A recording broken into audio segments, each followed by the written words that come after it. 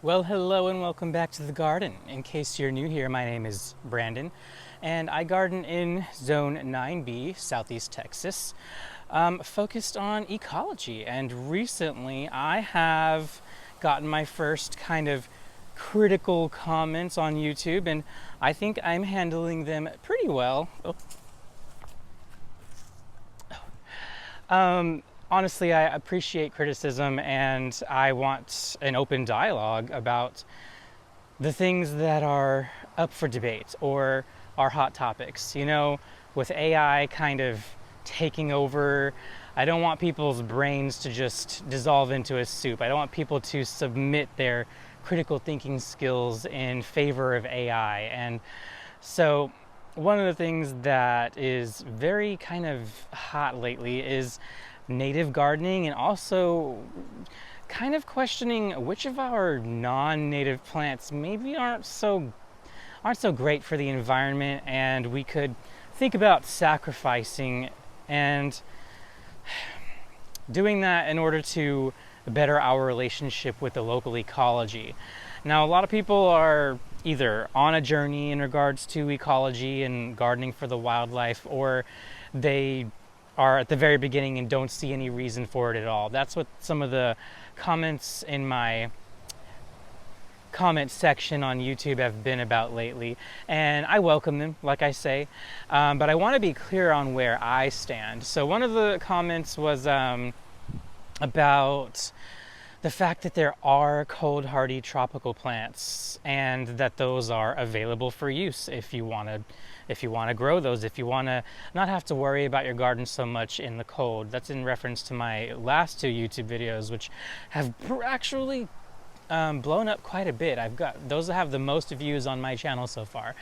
And what I have to say about that is that my goal is, like I said, to garden for the wildlife, the ecology. I'm gardening for the butterflies, the bees, all the little insects in the ground. And so, yeah, there are cold hardy palms and lilies and all kinds of things that you can grow, but do they provide any kind of benefit to wildlife besides something pretty to perch on every now and then? Do they provide food?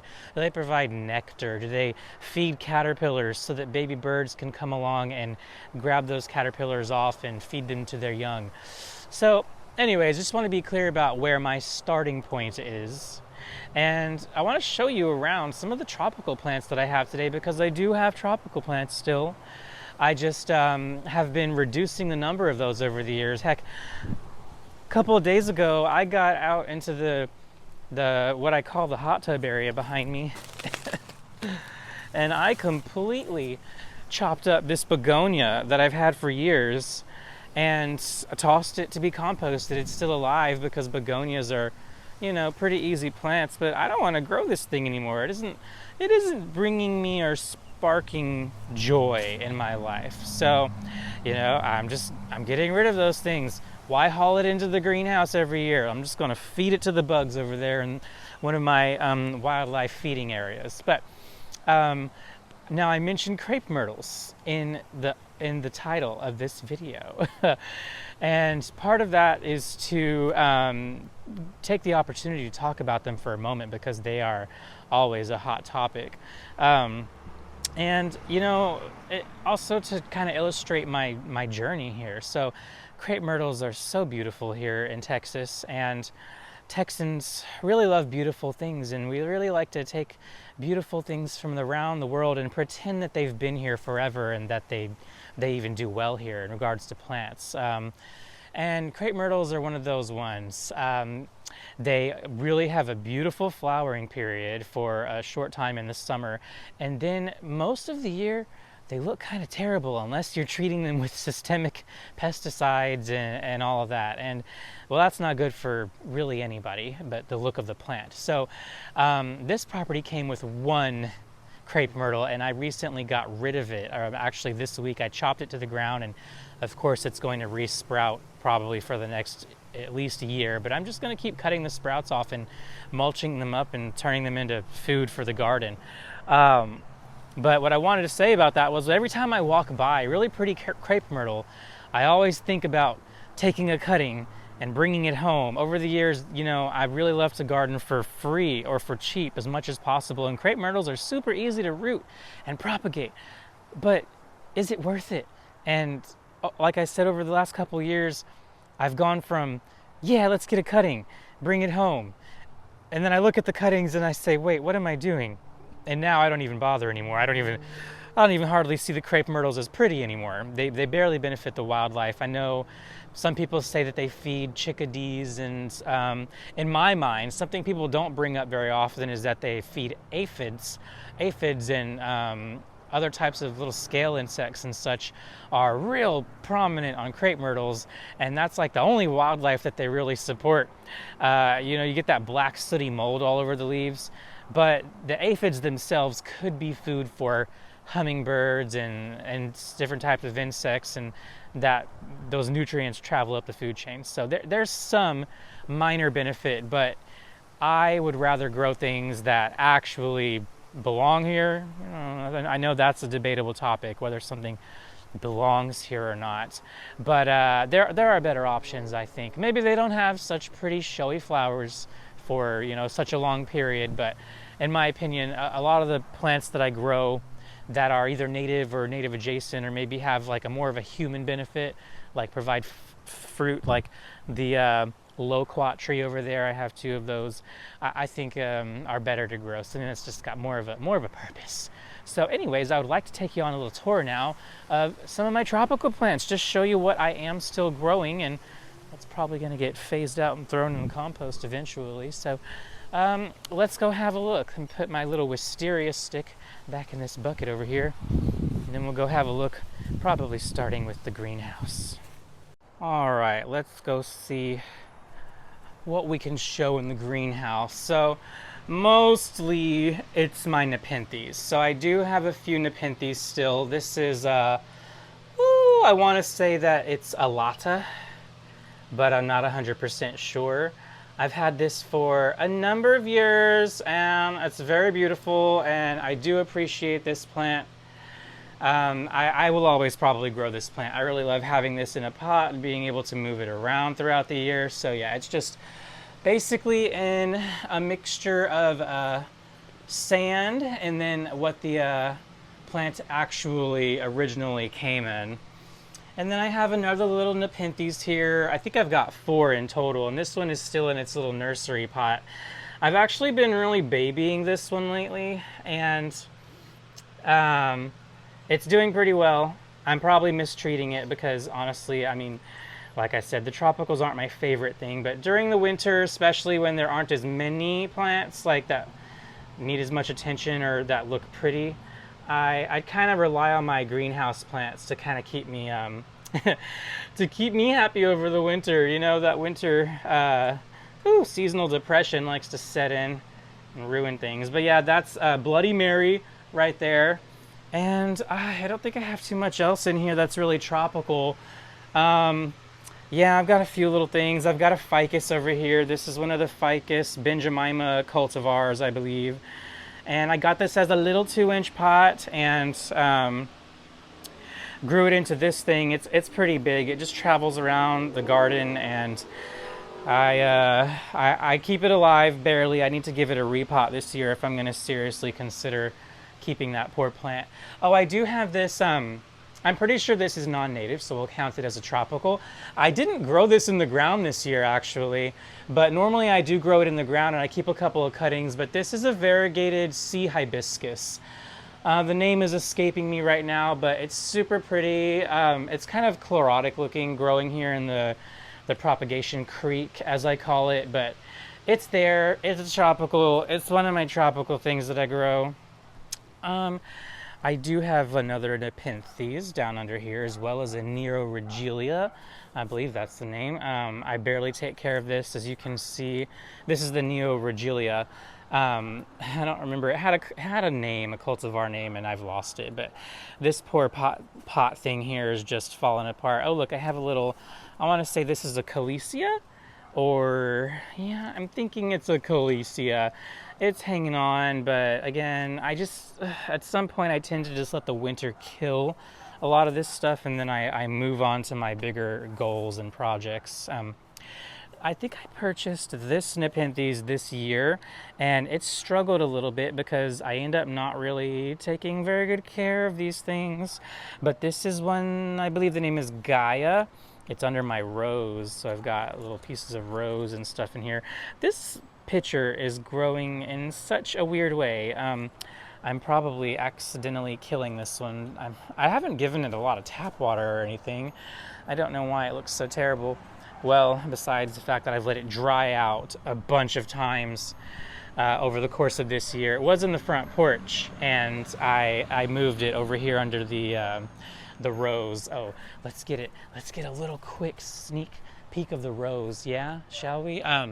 There's a few really good blooms up here. Let me see if I can raise the gimbal. Maybe a little.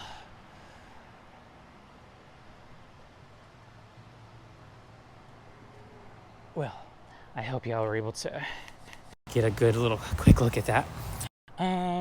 Let's see. We do have more things. That's one of the ageratums, not a tropical. Is that a copper? Oh, yes, it is. Oh, one of my favorite tropicals. Okay, I'm pretty much always going to grow these. This is a Brugmansia, and with our mild winter this year, it's just been flowering constantly. And right now it's kind of, it's going through a period where the flowers are a little bit wilted because we got a cold front blowing in right now, but they usually look good all day this time of the year. This is a 2-year plant. And then this also is a 2-year plant.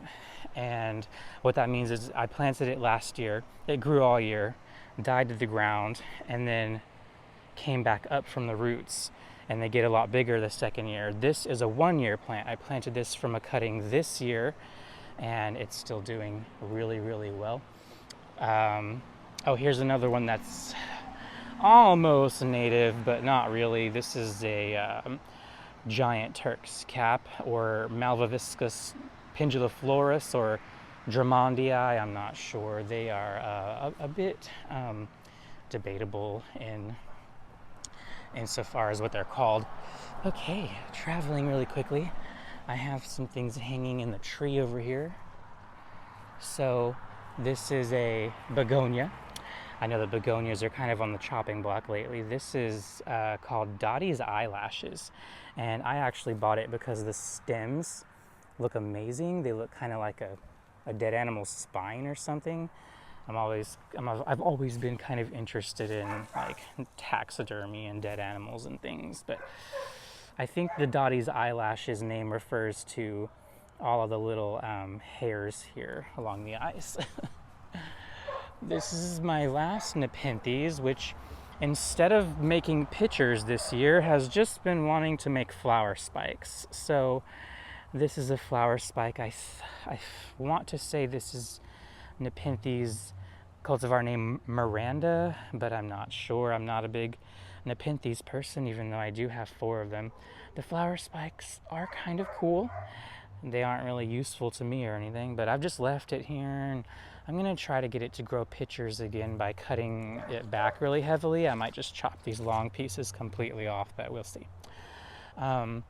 This plant here is one of the marble Epiprimnum pothos, and as with a lot of my tropical plants, this is a memory plant. This is a plant from my stepsister's funeral, so I'm kind of saving this one for my mom and regrowing it, as she has lost her original plant several times due to freezes and soil problems with plants and stuff.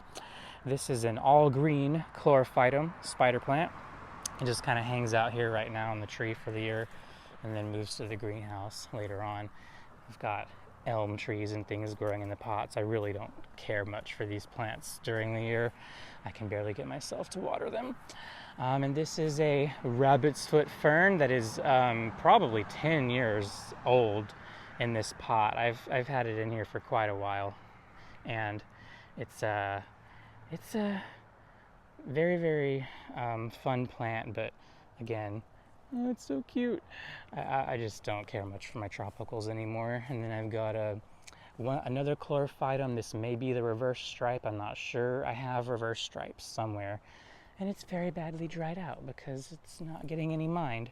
Um, Here's another in-ground non-native. I don't know if I'd call it a tropical, but this is one of my camellias. I have 3, and I'm appreciating them less and less as I get more into my natives. But this one is super pretty this time of year. I kind of want to grow it into a tree, and I kind of just want to cut it down and get rid of it and plant something else. But I'm going to keep it. I'm going to keep this one, and it has a sister plant back here that came in the same pot, and I was able to split them into 2 plants.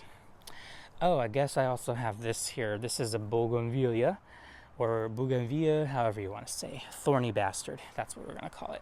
I want this plant to die. I'm done with it. It's so frustrating hauling it around for freezes and stuff. I'm probably just going to leave it out here this year, and I'm done.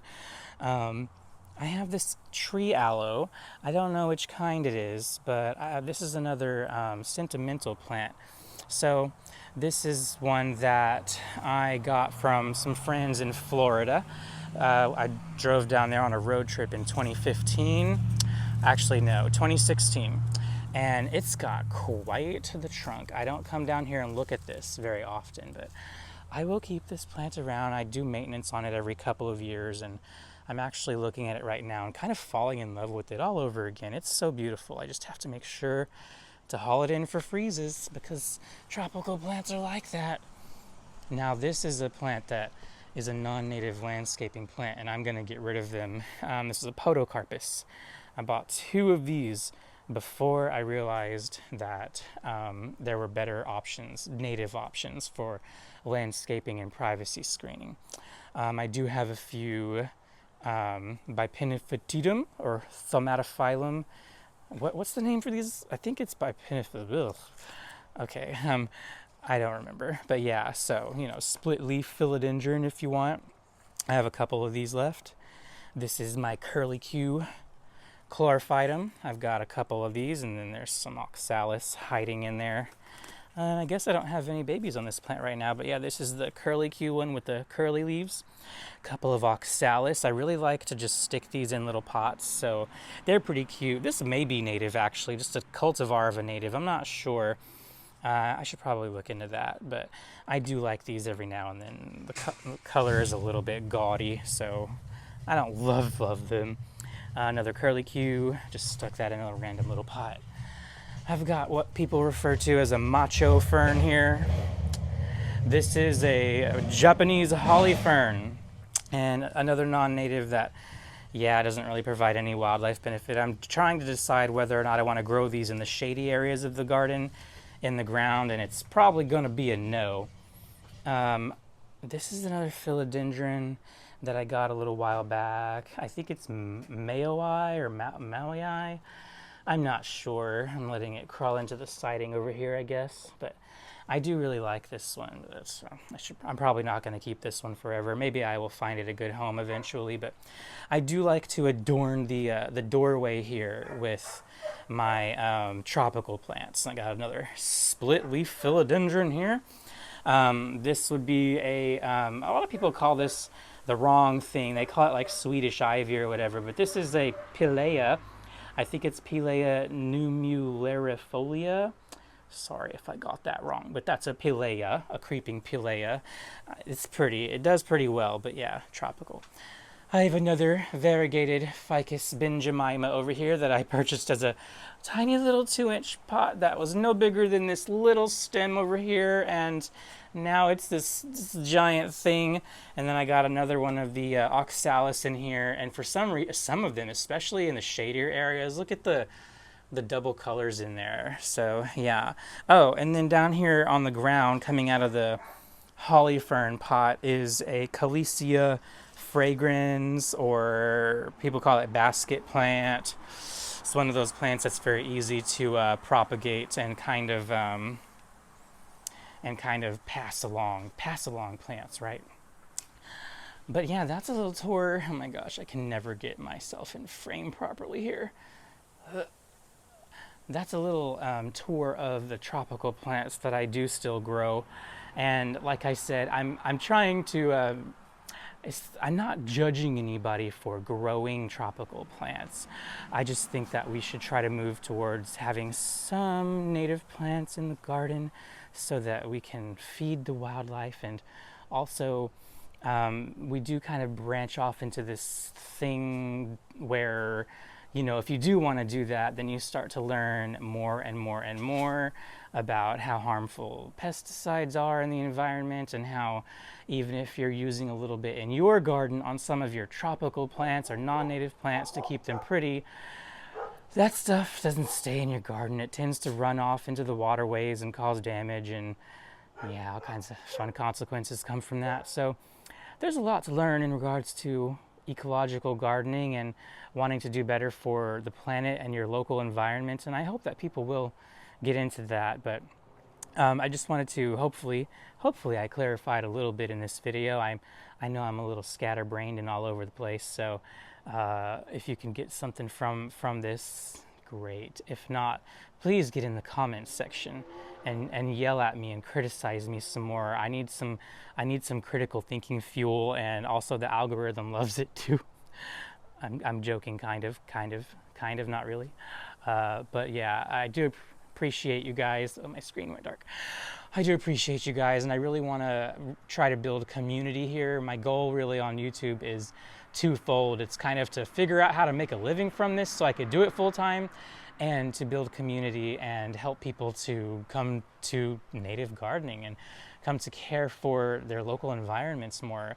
And because I am in the Southeast Texas area, I'm learning a lot about the Southeast Texas area and learning more about what plants we have here.